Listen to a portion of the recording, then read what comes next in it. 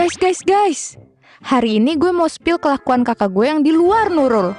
Kisah hidup gue ini bener-bener mirip sinetron deh pokoknya. Eits, kenalan dulu dong. Gue Dina. Jadi, cerita ini bermula waktu gue kelas 1 SMA di Surabaya. Pada masa itu, gue tinggal sama kakak cewek gue yang udah kerja, namanya Nila. Sama abang gue yang masih nganggur, namanya Arman. Kita bertiga tinggal di rumah kontrakan sederhana. Dan semua biaya hidup gue dan abang gue itu ditanggung sama Kak Nila. Ya biasalah ya, sandwich generation. Kalau ditanya orang tuanya kemana, ibu bapak gue ada di Balikpapan, alias mereka udah meninggal cuy.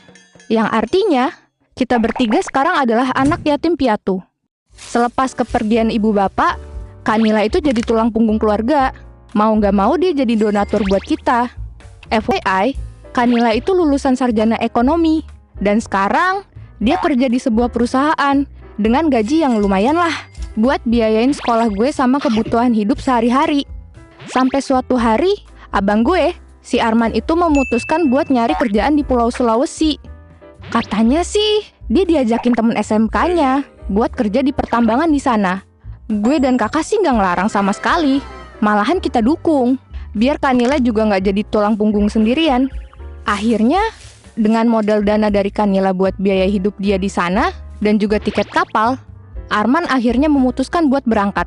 Dia berangkat ke pelabuhan, hingga akhirnya dia sampai di Makassar. Alhasil, uang jajan gue dikurangin untuk sementara waktu. Gue sih masih bersyukur, soalnya masih ada kakak gue yang mau ngurusin biaya hidup gue. Nah, semenjak Arman ke Sulawesi, saat itulah Kak Nila mulai berubah.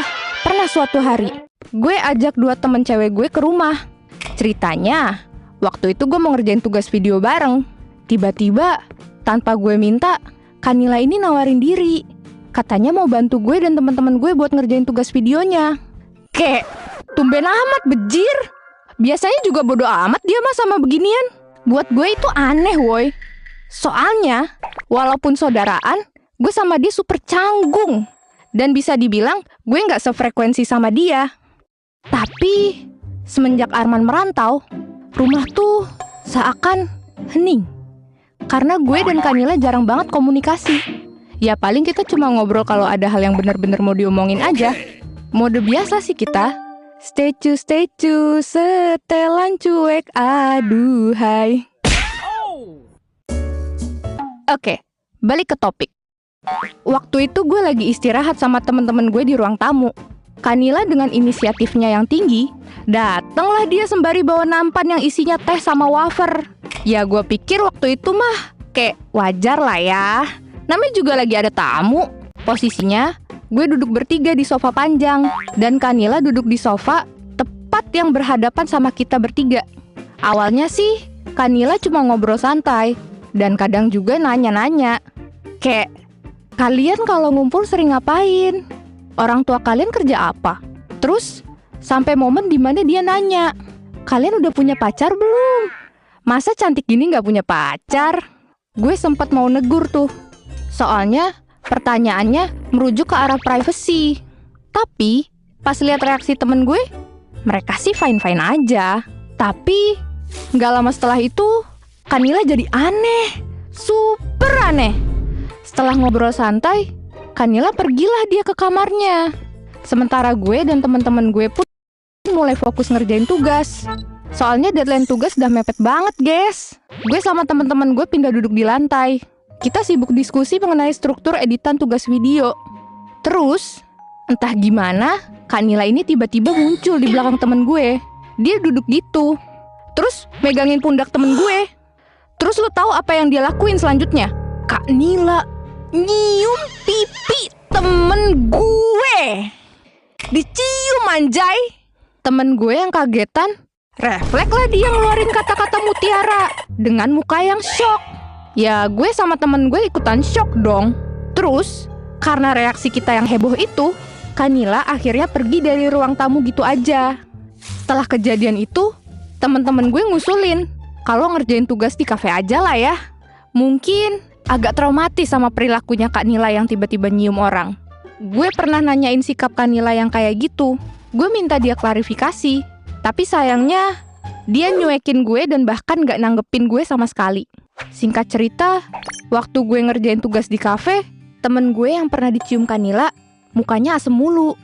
Gue jadi kepikiran, jangan-jangan gara-gara muka gue mirip Kanila yang pernah bikin dia trauma.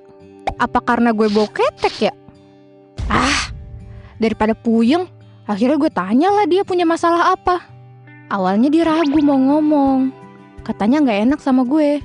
Tapi setelah gue paksa, akhirnya dia cerita. Ternyata setelah kejadian itu, Kanila entah gimana caranya bisa dapat akun Instagramnya dia. Temen gue ini di spam chat lah, di spam telepon lah. Padahal temen gue udah blokir berkali-kali. Tapi Kanila ini selalu aja bikin akun-akun baru. Sumpah aneh banget kan? Kayak stalker aneh gitu kan? Gue sebagai adeknya yang denger cerita ini juga gak nyangka loh.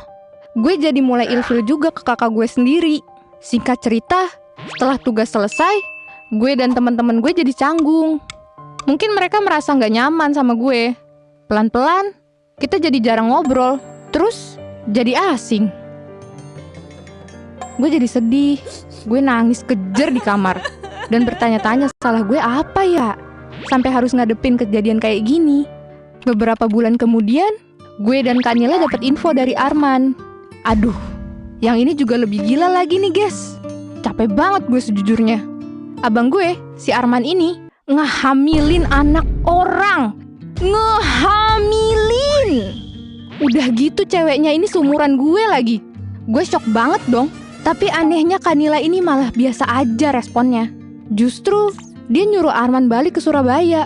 Sekaligus bawa ceweknya juga biar bisa dikenalin sama gue dan Kak Nila. Singkat cerita, akhirnya Arman dan ceweknya terpaksa nikah di KUA. Dan semua biaya ditanggung sama Kak Nila. Setelah itu, Arman dan ceweknya Santi tinggal di rumah kita. Gak lama kemudian, Arman balik ngerantau lagi ke tempat semula. Gue bagi kamar sama Santi.